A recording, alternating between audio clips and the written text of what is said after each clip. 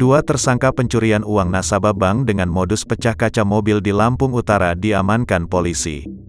Keduanya yakni Andriansyah, 31, warga Lubuk Linggau Barat 2, Kabupaten Lubuk Linggau, Sumatera Selatan, dan Agung Rinaldi, 25, warga Desa Kepala Curup, Kabupaten Renjang Lebong, Bengkulu.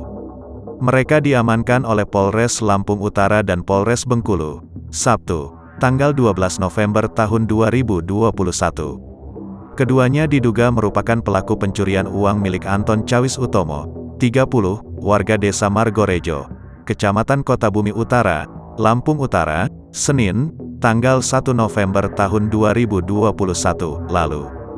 Kapolres Lampung Utara AKBP Kurniawan Ismail menerangkan, korban saat itu baru mengambil uang sebanyak Rp165 juta dari Bank BRI.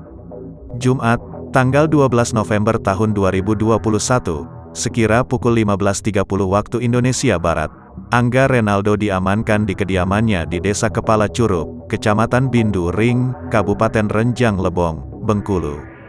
Agung diamankan pada hari yang sama pukul 18 WIB di Jalan Raya Pasar Lubuk Linggau, ketika hendak pulang ke rumahnya. Kedua tersangka diberikan tembakan pada kaki karena melawan petugas. Selanjutnya kedua pelaku diamankan di Mapolres Lampung Utara.